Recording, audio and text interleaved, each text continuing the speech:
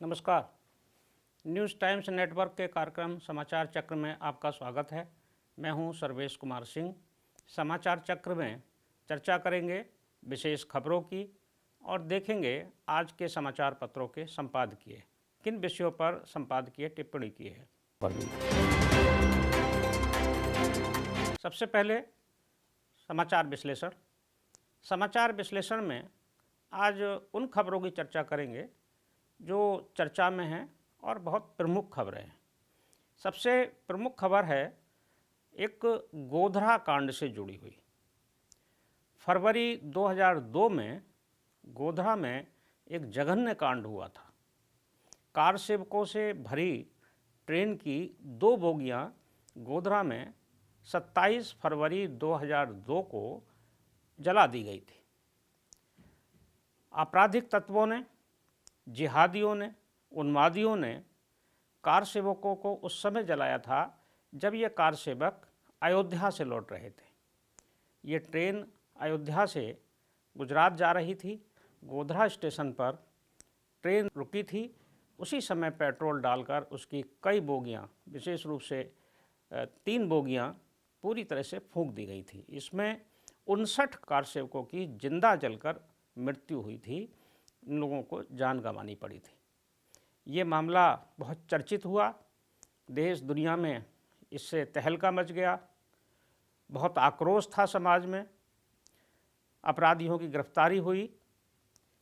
इसी मामले से जुड़ा एक अपराधी रफ़ीक हुसैन अभी हाल ही में ये गिरफ्तार हुआ है। 19 साल बाद इसकी गिरफ्तारी हुई है। रफ़ीक मुख्य आरोपी है इस पूरे मामले का। गुजरात पुलिस ने इसे गिरफ्तार किया है। ये एक बहुत बड़ी उपलब्धि है। उसको कड़ी से कड़ी सज़ा मिलनी चाहिए। दूसरी प्रमुख खबर किसान आंदोलन से जुड़ी है। किसान आंदोलन के इस अगले चरण में कल रेल रोको आंदोलन की घोषणा की गई थी। 12 बजे से 4 बजे तक रेल रोको का कार्यक्रम चला।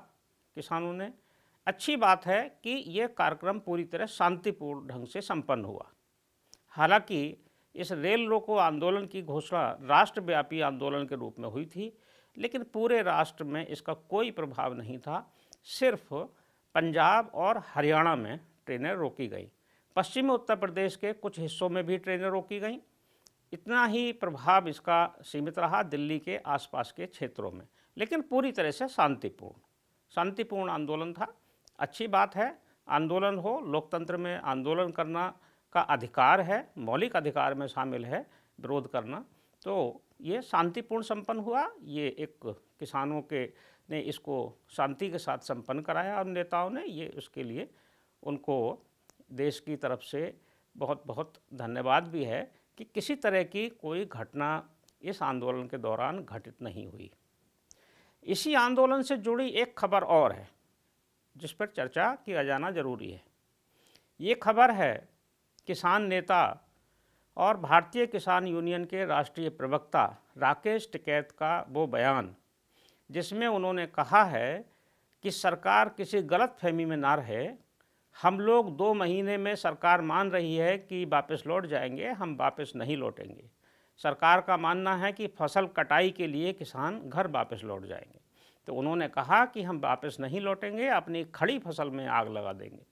ये आग लगा देने वाला जो उनका बयान है, ये एक नेताओं जैसा बयान है।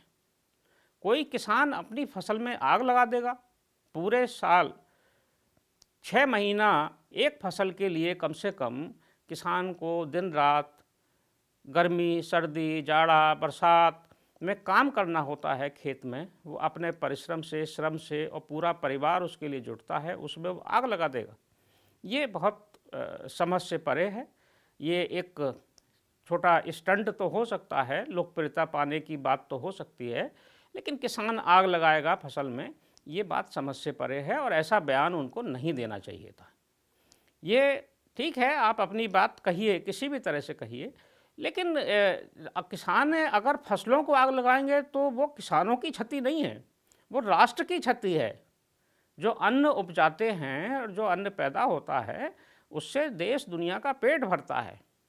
और भंडार भरते हैं। ये क्षति किसानों की ही नहीं है, ये पूरे राष्ट्र की है। ठीक है, किसान उसको उपजाते हैं, उनका परिश्रम है, तो ये एक तरह से उन्होंने किसानों के श्रम का भी अपमान किया है राकेश टिकैत ने। ऐसा बयान उनको नहीं देना चाहिए था। एक और खबर उत्तर प्रदेश से है। कल विधानसभा में उत्तर प्रदेश का बजट सत्र शुरू हो गया। दोनों सदनों का संयुक्त अधिवेशन हुआ। राज्यपाल आनंदीबेन पटेल ने संबोधन दिया और लेकिन उस संबोधन में विपक्ष ने उनके अभिभाषण का बहिष्कार किया और कड़ा विरोध भी किया। तो ये एक परंपरागत विरोध है। विरोध इस तरह से विपक्षी दल राज्यपाल के अभिभाषण का करते ही रहे हैं।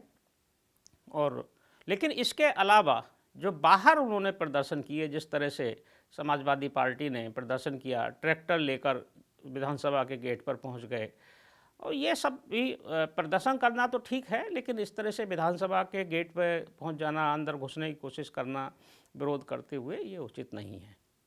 तो समाचार विश्लेषण में आज हमने इन 3 प्रमुख खबरों की चर्चा की। समाचार चक्र में अब संपादकीय चर्चा। संपादकीय चर्चा में देखेंगे चारों अखबारों के संपादकीय, दैनिक जागरण, अमर उजाला, हिंदुस्तान और नवभारत टाइम्स के संपादकीय।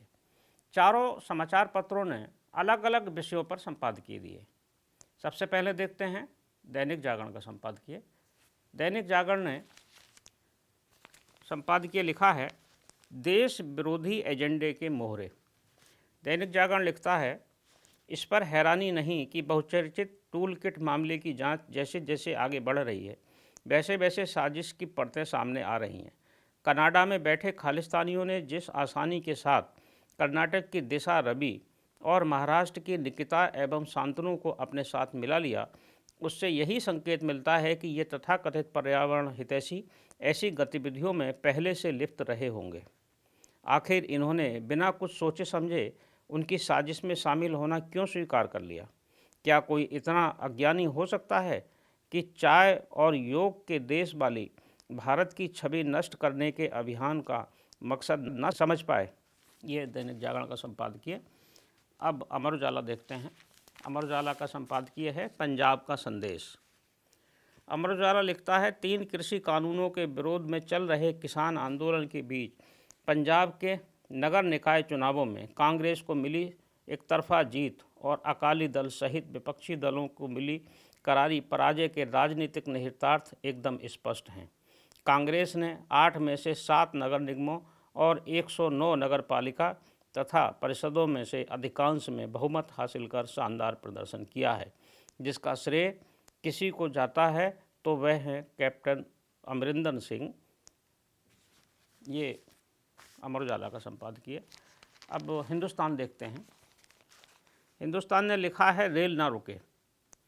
देशव्यापी रेल रोको आंदोलन का शांतिपूर्ण समाधान किसी राहत से कम नहीं है। 26 जनवरी को ट्रैक्टर परेड के दौरान दिल्ली में जिस तरह से उपद्रव हुआ था, उसके बाद रेल रोको आह्वान पर भी चिंता जताई जा रही थी। देश के करीब आधे राज्यों में रेलों को रोकने की खबरें सामने आई हैं। चूँकि अब किसानों को तमाम विपक्षी दलों का समर्थन मिलने लगा है, अतः कुछ जगहों पर राजनीतिक झंडे के तले भी रेल परिचालन को बाधित किया गया। अब नवभारत देखते हैं। नवभारत का संपादकीय है, प्रतिष्ठा से बड़ी गरिमा। नवभारत लिखता है, पूर्व केंद्रीय मंत्री MJ अकबर की ओर से दायर आपराधिक मानहानि मामले में आया दिल्ली की एक अदालत का फैसला उन सभी महिलाओं को हौसला देने वाला है जो जीवन में किसी न किसी रूप में यौन उत्पीड़न की शिकार हुई हैं या ऐसी आशंका के बीच जी रही हैं। प्रिया रमानी उन शुरुआती महिलाओं में रही हैं जिन्होंने मी टू आंदोलन के दौरान कथित उत्पीड़क का नाम लेते हुए अपने उत्पीड़न का ब्यौरा दिया। ये थे चारों अखबारों के संपादकीय। समाचार चक्र में आज बस इतना ही। कल फिर मिलेंगे कुछ प्रमुख खबरों पर चर्चा के साथ, संपादकीय टिप्पणी के साथ। तब तक के लिए मैं सर्वेश कुमार सिंह आपसे विदा लेता हूँ। नमस्कार।